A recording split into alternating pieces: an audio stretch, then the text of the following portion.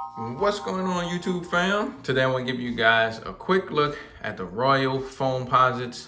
Before I get into the video and go over the kicks, if you're new to my channel, first time just stumbling across one of my videos, welcome. Thanks for dropping by to kick it with me. But listen, while I have you here, do me a huge favor.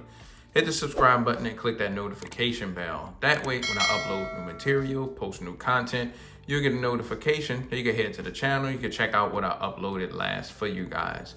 If you're on social media like Instagram, Twitter, X, whatever we calling it, really any of the social media platforms these days, my username is the same on all of them, which is iAMTMCII. So if you enjoy sneakers and pictures of sneakers, give me a follow. While you're watching the video, if you enjoyed it, hit the thumbs up. That really goes a long way. It's an indicator to me. Let me know that you're enjoying my content. And it just makes me want to keep recording videos whenever I have new pickups to share with you guys. So now that that intro is out of the way for all the first timers, we can dive right into the review. So like I mentioned, these are the Royal Foamposites. For those who don't know, Penny Hardaway back in the day, this was his shoe. I never understood why they never called these the pennies. They have the 1 cent on here for like Penny's logo and everything, but they just never called these like the pennies.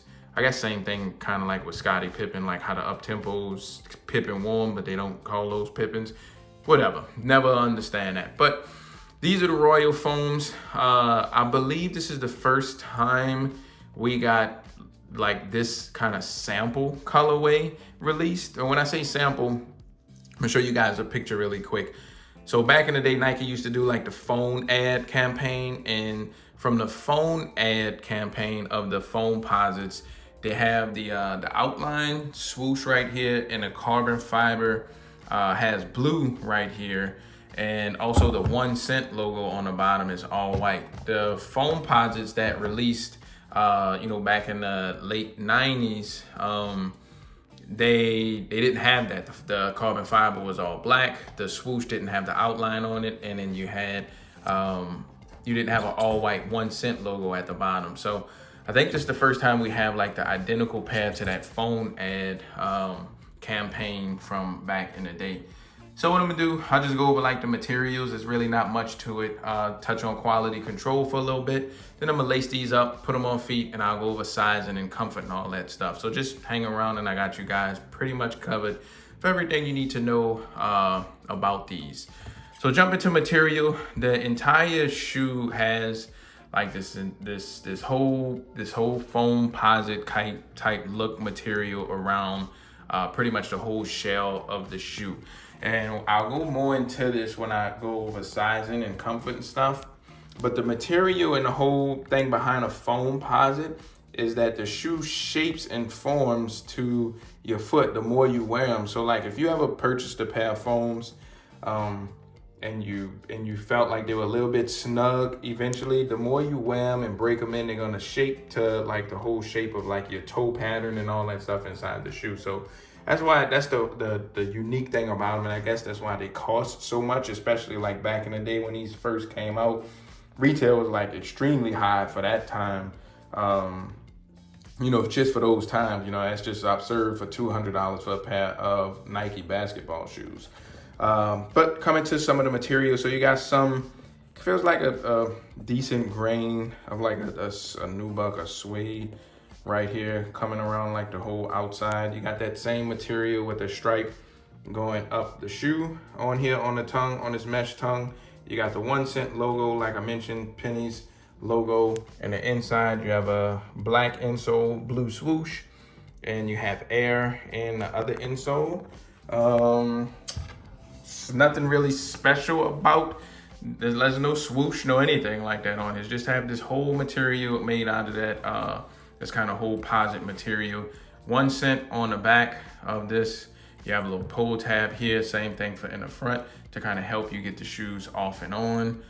The Foamposite Pros are the ones that have the swoosh, and they have the Nike on the tongue and on the back, but the ones are the ones that have all Penny stuff on there. So just a little difference for those who want to know the difference between the Foamposite 1 and the Foamposite Pro.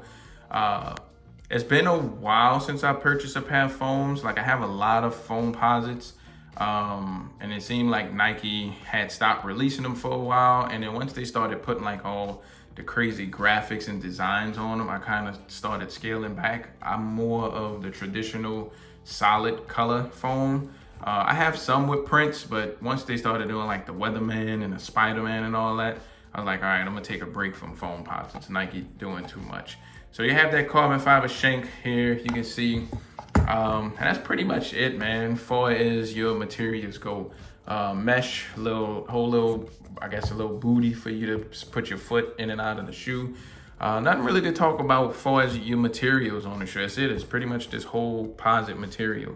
Quality control, foams usually could see like a lot of glue and stuff in this area. That's not anything new. Foamposite has always had signs of like glue of the, where the outsole meet the whole upper. It just was something that you always would see. They just never could hide that. You do have a nice blue outsole. I'm not sure how long it's gonna hold up or stay icy blue like this over time. All these outsoles start to change and turn colors on you, but they do look nice once they're fresh and brand new out of the box like that. So overall QC quality is just okay. It's what I expect on a Foamposite. You have a box, black box, glossy, Nike.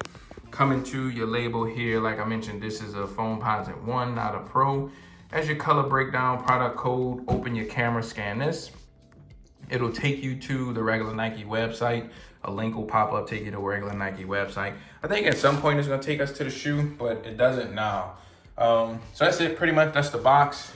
You can find these if you're in the market for them. I think anybody who wanna collect sneakers or like the history of sneakers, and especially if you into Foamposites, this is the one colorway you have to have in your collection. This is the original OG Royal foams. Like anybody who into foams, you gotta have at least this one in a stash. So that's the kicks. Do me a favor, leave me a comment. Let me know if you cop these, if you would rock foams, if you think foams are just completely dead, they're not coming back. I'm curious to see what y'all think and how y'all feel about these, because you can actually find these under retail. That's why I actually pulled the trigger and got a fresh pair, because they were under retail.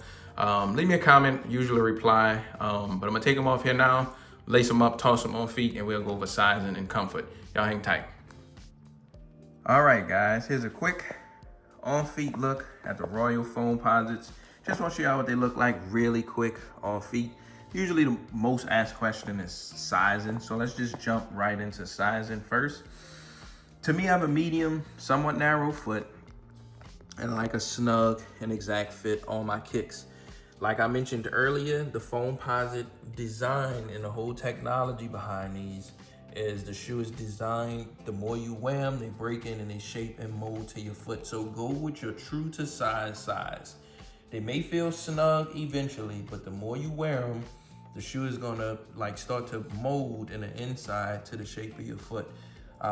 Like when I first started buying Foamposites, I would go up a half size, and then I would notice as I wear them, they would start to feel too loose and roomy, not understanding the whole technology behind the shoe. So if you like that, like a snug exact fit, go true to size, you'll be good, and you could just break them in. If you want room in your shoes and you got wide feet and you don't want to deal with that snug fit initially, just go up a half size, and I think you'll be good. As far as comfort goes, the shoe is a technology in the late 90s. It looks like a bulky, heavy shoe, and it kind of is, but it's a comfortable shoe, especially once it's broken in. Like initially, like I keep mentioning, they may feel a little snug or whatever, but as you rock them and wear them, foams are a really comfortable shoe. So like I said, that's just my 2 cents. Just wanted to show y'all what they look like really quick on feet. Like I mentioned earlier, if you are new, subscribe, hit that notification button and all that good stuff. I have more videos, more material on the way. But for now, I'm gonna wrap the video up. Thank y'all for watching. I will see y'all on the next one. Y'all stay tuned. Peace.